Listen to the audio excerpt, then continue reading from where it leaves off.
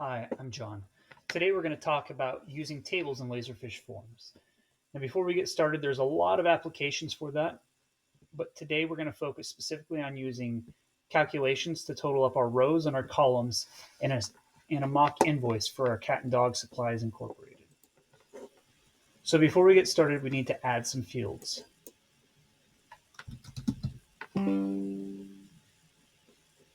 use this later.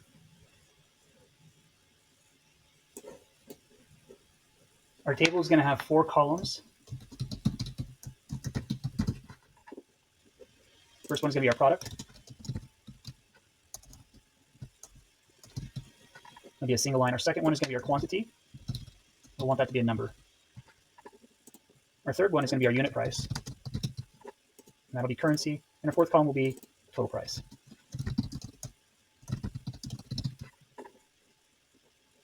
We'll set these fields to have a default value of 0.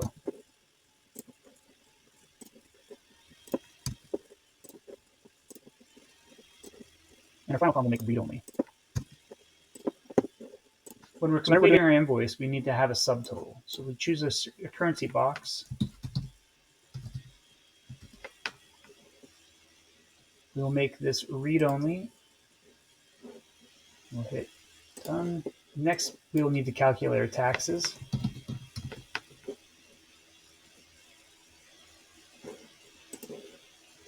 And finally, we'll need to do an invoice total.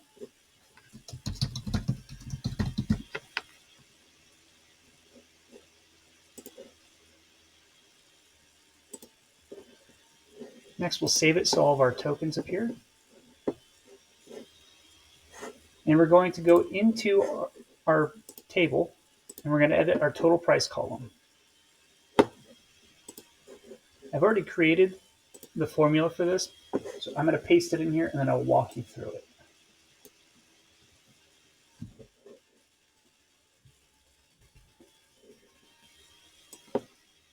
The first thing you'll see here is that we have our product.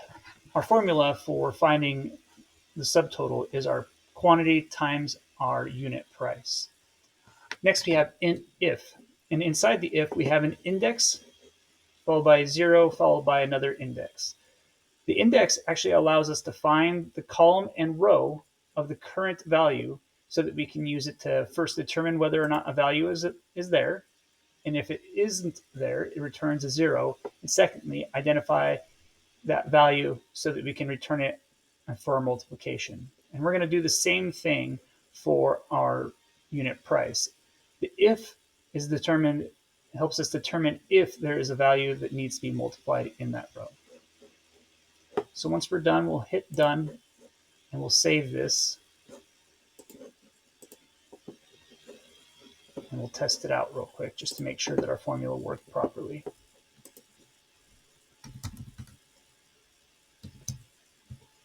And you can see that we do get 2,200.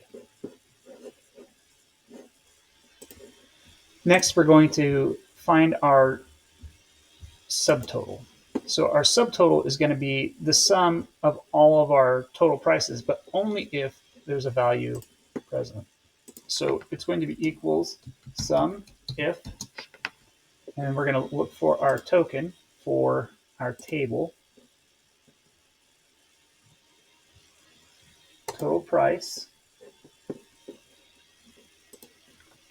is greater than 0. Then we want it to sum that value.